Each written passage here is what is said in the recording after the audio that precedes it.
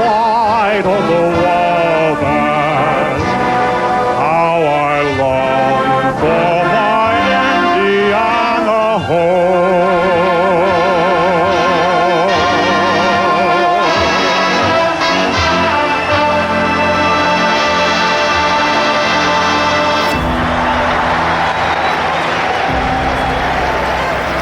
And now for the most famous words in motorsports. Drivers, start your engine! Right on the tail of Marco Andretti. Can a teenager win in Indianapolis? Here's the finish. Sam Horton Jr. makes the pass. He'll win it. Sam Horton Jr. It's not a tour de force. It's a tour de pin. I don't know what it is. Danny Sullivan gets him. Danny Sullivan gets him down. No, he's swirling. No, he's spinning. Danny Sullivan spins. But he goes around twice and gathers it in. Absolutely incredible. Danny Sullivan headed for victory lane in Indianapolis. Our twin checkered flag in the air. It's a battle at the start-finish line. And Joseph Newgarden will win the Indianapolis 500-mile race. Davey Hamilton, he finally gets the buggy off him, but the pass makes it stick. Joseph Newgarden goes back-to-back, wins the 108th running of the Indianapolis 500-mile race. And welcome to episode 2 of our full episode series about the Indianapolis 500-mile race, a Borg Warner production. My name is Braden Bear-Lents, and this month will be exciting as I guide you along the good, the bad, and the ugly of this year's Indianapolis 500-mile race, while talking about the narratives, stories, and ideas that have transpired through the Indianapolis 500 and what makes this race one of the most incredible in history, and what makes it an American icon in the state of Indiana. Of course, I am someone that's lived in Indiana for 23 years. I have been in this state through thick and thin. Haven't even left the state because I was too, and still am, too poor to do so. Because everywhere else sucks. But this state is home to the Indiana Hoosiers, the Purdue Boilermakers, the Notre Dame Fighting Irish. But we're more known now for our football team, thanks to the success of Curt Cignetti and the Indiana Hoosiers. Well, let me tell you this. The Colts are doing well. The Fever are doing well. And the Fort Wayne Mad Ants are going to move over to Noblesville pretty soon. So to have the Indianapolis 500 be something that is still rooted in our time period as being one of the best events our state's had consistently year after year without any lapses, without any judgment. It's remarkable. Founded by marble and created with steel as time went on and on and on. This race means so much more than just wins and losses on a column. This means a lot about who we are as Hoosiers, who we represent as Hoosiers, and who we vowed to be as Hoosiers. Because not only is this so helpful for the state's identity, it's made us who we are. Steel factory workers who built cars and raced them is what the magic of the Indianapolis 500 is all about. And I hope everybody can enjoy this month of May, because it's so extraordinary to watch these cars race in the greatest month in our state's history, where Indianapolis can turn to be the third largest city in the state of Indiana. It's Speedway, Indiana. So, enough of that. Now, I'm going to say this episode is going to be pretty short. We're going to have some guests coming on here in a few days. I'm currently getting into the context stage of them right now. And if you guys want to actually talk about the Indianapolis 500-mile race, I would highly suggest you email me at braydynlents09@gmail.com if you want to, or message me on anywhere on social media, on ontheedge.com, on the Edge, on Facebook and Twitter. I mean, it would be nice to grow our audience. So please share this with people, because this is going to be an exciting month. We may turn this into an IndyCar podcast in the near future. So get ready for that. And so now with that all out of the way and all the announcements out of the way that we're going to get guests soon, there is, however, a race this weekend. And the race this weekend is not in Indianapolis. It's a test run before you get to Indianapolis at the Barber Motorsports Park in Birmingham, Alabama, for the Children's of Alabama Indy Grand Prix. And so the drivers for that are, first place is in Joseph Newgarden. Second is Scott McLaughlin. Third is David Malakis. Fourth is Pato O'Ward. Starting fifth in that race will be Nolan Siegel. Sixth will be Christian Lundgaard. And then Kiffin Simpson, Scott Dixon, Alex Palou, Will Power, Santino Ferrucci, Greg Rahal, Rhinus VK, Alexander Rossi, Christian Rasmussen, Colton Herta, Kyle Kirkwood, Marcus Ericsson, Delvin DeFrancesco, Luis Foster, Jacob Abel, which the both of them are rookies, Felix Rosenquist, Marcus Armstrong, Connor Daly from near Spencer, Indiana, Stingray Robert Schwartzman, a rookie, Callum Elott, and that will be 27th. And then some of the other cars, actually, yeah, those are all the cars that will be driving in the Children's of Alabama Indy Grand Prix this Sunday.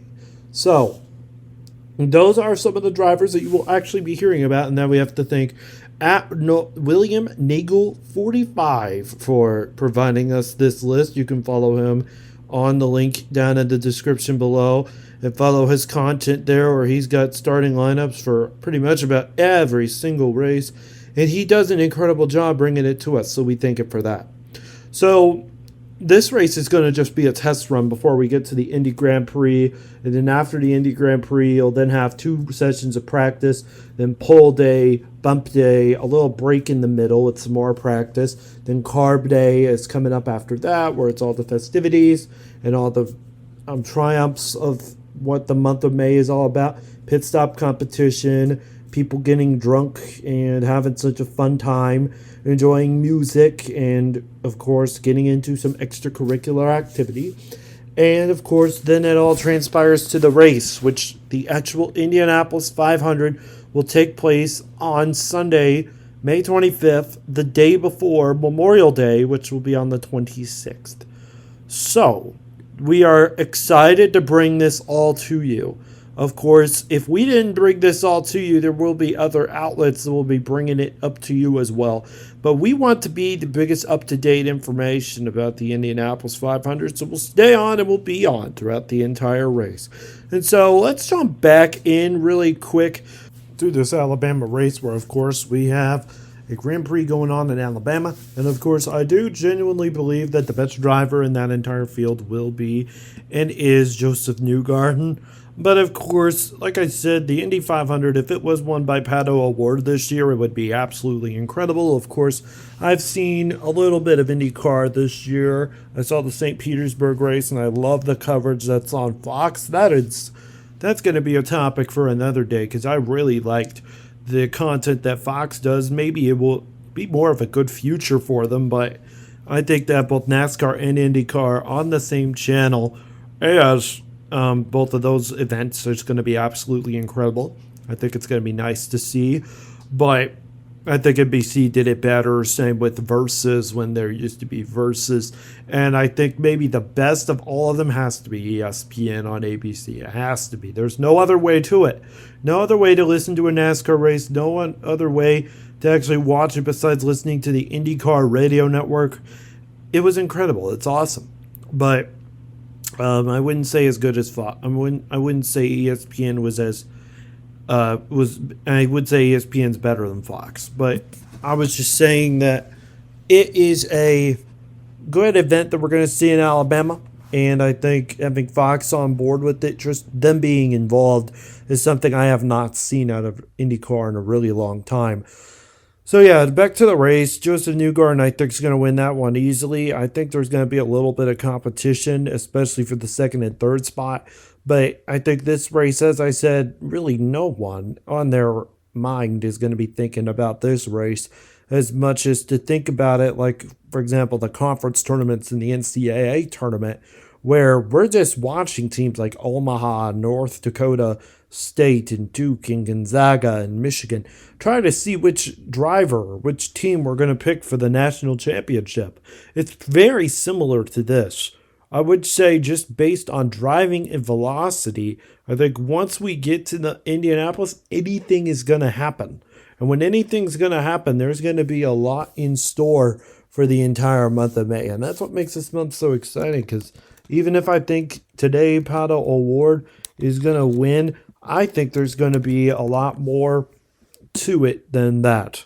But yes, it does say, especially according to the research, that IndyCar will be running a hybrid weight set to make two-stop strategies difficult for Barber, which, of course, as you had any understanding of what was going on with the whole Barber situation, Barber is the track that the drivers are going to be racing on this weekend, which basically last year, Scott McLaughlin was the winner of that race last year.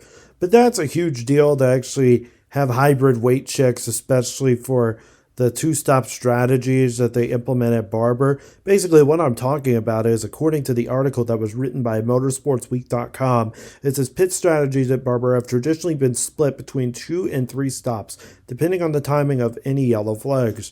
Scott McLaughlin has won the past 2 events with a 3-stop strategy, but drivers on the alternative strategy finished in the top 5 during each of those races. Pato O'Ward and Alex Palou won the previous races in 2021 and 22 and only came down pit lane only twice each time. The two-stop strategy will likely be harder to execute this weekend, however, due to the hybrid being used at the track for the first time. It basically says on here that they're going to add roughly 100 pounds to each vehicle to create more energy if needed to accelerate from every corner. So, unlike the Indianapolis Motor Speedway, where you're going about 240 miles an hour, of course, this being on basically an oval track, the ovals themselves aren't going to be an issue at this one. It's the fact that there's so many curves, and it almost reminds you a little bit of an F1 track, especially when you actually look at Barber Motorsports Park. It's how it looks like a big, giant-looking animal of sorts. And there's long stretches of banking and backway. And it looks to me that with this hybrid weight check, even drivers were saying drivers prefer this, as Marcus Ericsson said, I think two-stop is going to be difficult. I'm sure someone is going to try it. And if Scott Dixon tries it, I'm sure going to work with it. The article forgot to mention that. And then he also mentions at the bottom, quote, I think it's going to be trickier with the hybrid and the extra weight, which was what I was talking about earlier. Who knows? If the yellow flag falls the right way, a two-stop strategy could be really good. But if the yellows fall a different way, then no. The biggest challenge is going to the weight. And all these quick, fast, and high-speed corners where we change direction, the weight is going to make it look a lot slower. And other drivers, including Graham Rahal, said it will get slower. These drivers will basically, according to Graham Rahal, he said, quote, with the hybrid, it's harder to hit the full targets. There's no doubt about it. I would be surprised if the two-stop strategy becomes a workable path unless there's a lot of yellows. And now I would say that would work, especially for it being a 90-lap race. Having to watch banking, and speed is surely something that we have to watch over at this park. But of course, driving in that compared to the big open circle at the Indianapolis 500, where there's very tight turns, very tight corners. Even NASCAR is going to race there in July, and they might have problems too. That's been one of its biggest issues, especially in the last several years. So driving is one thing, but working is another. And so strategy is going to be, of course, very important, not just for this week, but when they're running the Grand Prix as well, which is used for the old oval course that they used for F1 in the late 90s to early 2000s. And that, of course, was a tragedy in itself, given how 20 years ago you had strategy almost work in F1's favor, where everybody was going to be driving on the track. Everybody was going to start the race on time. And I still think that the 2005 Indianapolis Grand Prix with the F1 series was one of the worst races, is the worst race in Indianapolis history. Maybe in in all of F1 history. Because if it wasn't for that, I just simply don't know what could have happened to the sport. It was in a dark and depressing place up to that point. And it still kind of is if you actually watch F1 today. But it's improved a lot in terms of tires and popularity. And this was well before people were reaching out to social media saying, oh my gosh, I love F1. I love Drive to Survive. I mean, this was way before that. This was the Michael Schumacher, Kimi Räikkönen era, where the popularity wasn't all of what people thought. And so 2005 was the beginning of the end of the F1 that I knew growing up. But we see the new startup F1 today, and that F1 has outperformed the other one. It's completely outperformed the old F1 for sure. And the old F1 had popularity, but it wasn't as popular to an American audience.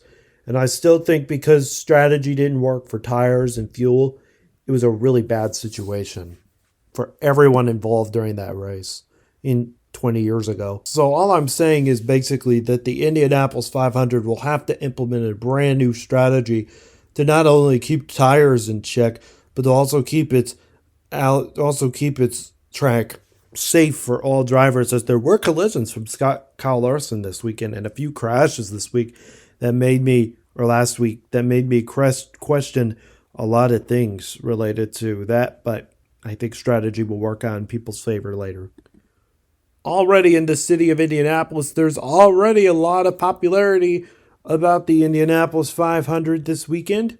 And not only that, but in the city of Indianapolis is getting ready for what will be the biggest weekend ever in Indiana. And some of the news that's coming out about it is that, I don't know if any of you heard this yesterday, but John Green wrote a love letter to the Indianapolis 500 to kick off the month of May. And also, in other news that's going on around actually, first, let's play John Green's clip here real quick. I think it's pretty inspiring. If you actually take a look and hear it for yourself, it really pumps you up for the month of May. And it will really keep you going, kind of like if there's previews and introductions after the Super Bowl for the NCAA tournament, or even previews for the NFL. There's nothing really too exciting, but of course, take a listen, and I think you'll be excited for this month as well. If we don't play it now, we're going to be playing it at the end of the show, but I'll just play it now. I'll play it now. Here's John Green's letter to the Indianapolis 500. In other news, there's also going to be the 2025 iRacing Indy 500 race happening again. This was posted 2 days ago by iRacing.com, and it says that it may be listed as just another iRacing special event, but the iRacing Indy 500 is even more so with its special qualifying rules for our virtual greatest spectacle in racing. And it basically says, usually on iRacing, splits are determined by iRating, but for this event, qualifying is the key to placing into the highest splits. So there's going to be a massive split and a massive qualifying session for iRacing drivers, as some of them have D-class licenses, and some of them, if you have a D-class license with a safety rating over 4.0 or any safety rated driver C-class license or higher, can qualify for this Indianapolis 500. And on the bottom it says, while it's not mandatory to participate in qualifying to be sorted into a race, all non-qualifiers will be placed in splits below all who say 4-lap average in the official qualifying session. So there is separate qualifying for this, because it says on May 6th through the 9th, there will be a fixed setup, and from May 13th to the 16th, will be the open setup of qualifying, where competitors will see an unattached qualifying session on the series page. If you've run the popular Ringmeister by Reichbotech challenge before, it is the same concept where separate servers host alone qualifying to determine the starting order for each separated race session. The weather for qualifying will be static and consistent across all qualifying sessions based on the forecast, which means that qualifying in the first available session or the last does not matter. Participating members can qualify as many times as they please, but the best 4-lap average will be counted for this race. And so there is, of course, the 4-lap average in qualifying. And so to have it on a virtual scale is pretty incredible. And now we've just advanced so much in technology, has been awesome.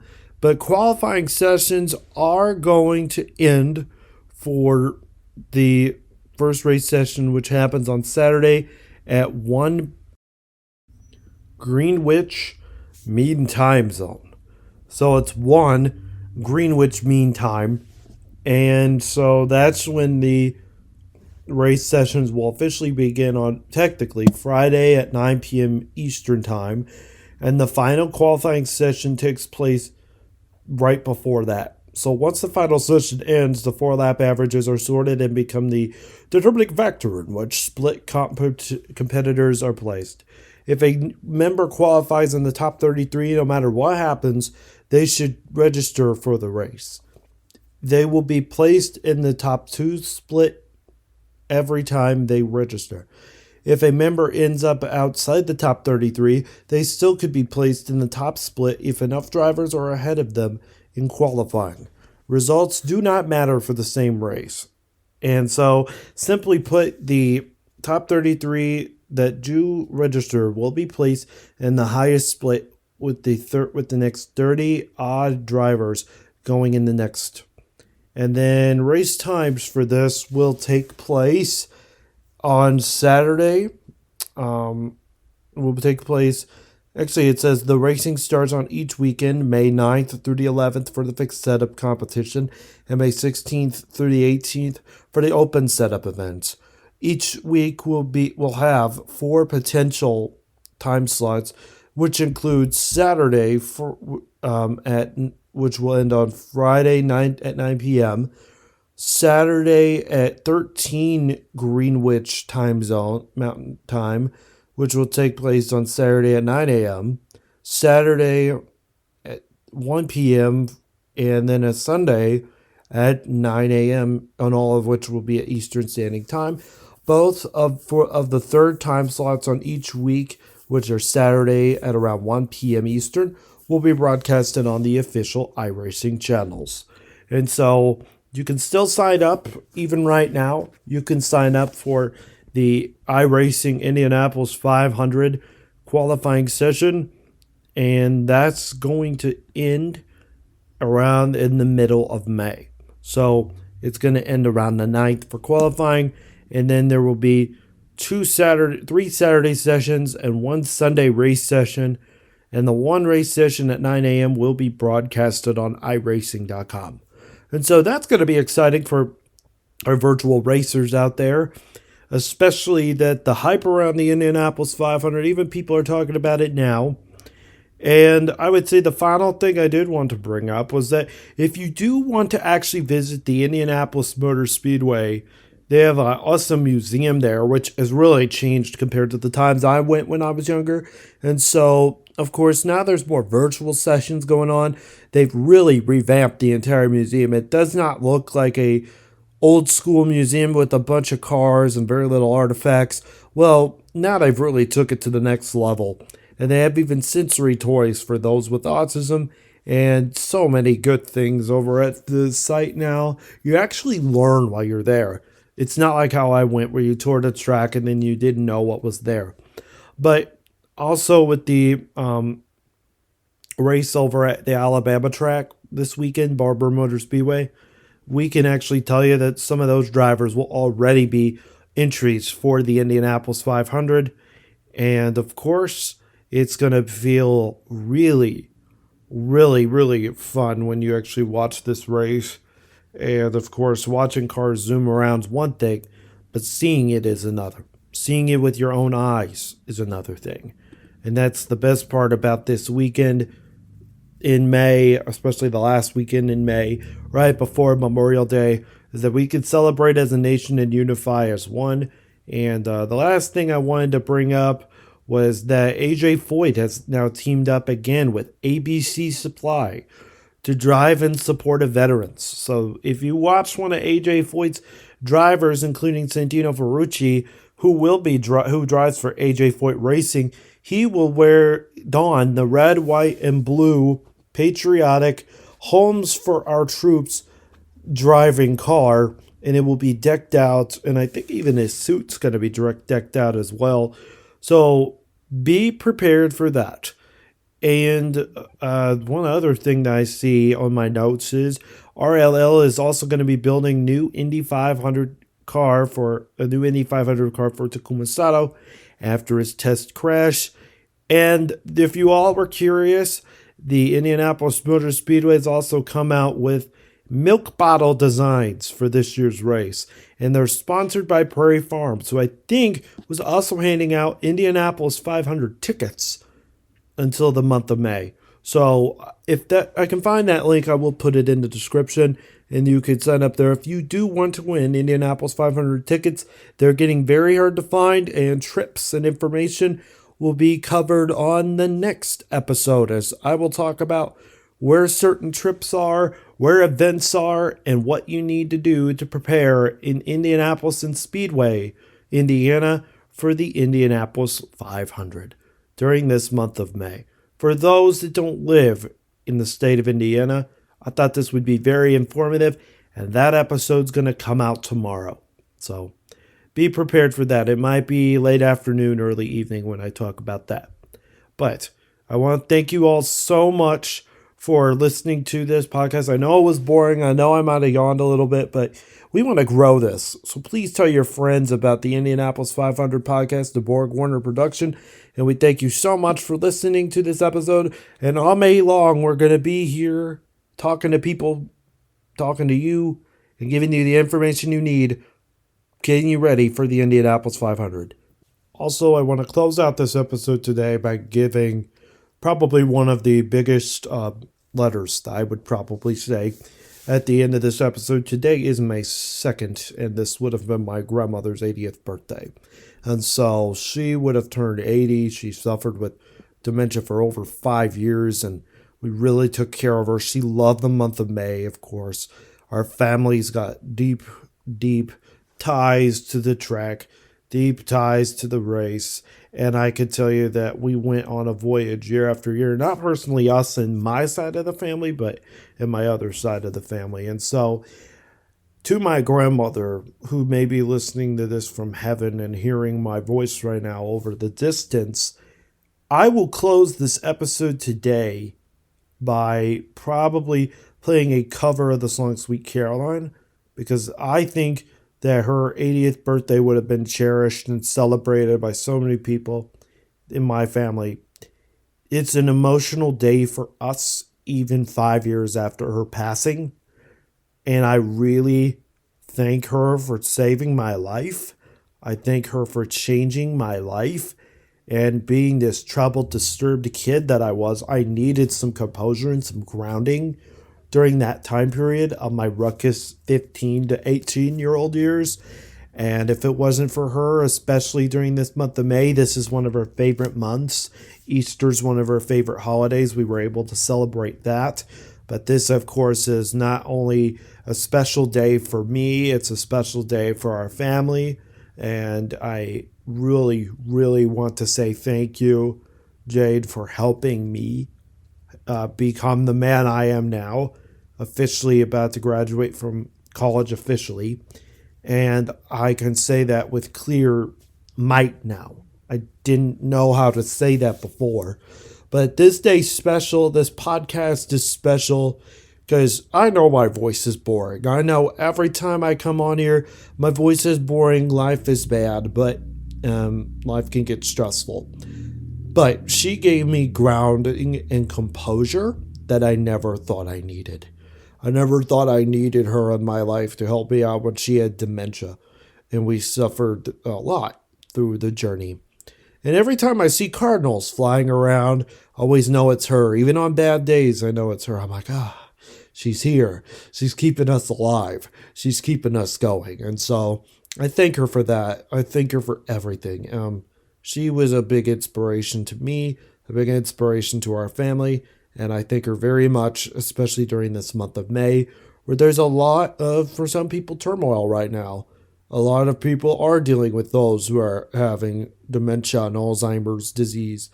And I want to thank all the caregivers, all the doctors, all the nurses who helped her out during those 5 years. More than that with her dementia, but that's for another day. And she was really a fighter, especially at the end. But we tried everything we could, and we did such a great job that I hope our little town in Indiana does very, very well this weekend. And we're hoping to start an event hopefully in 2026, but we'll wait on that in honor of her. So to my grandmother, Marilyn Jane, I thank you. And we're going to close the episode out there. So happy birthday, Grandma Jane. Have a great day, everyone. Where it began, I can't begin to know it, but then I know it's going strong. Was it the spring? And spring became the summer. Who'd have believed you'd come along? Hands touching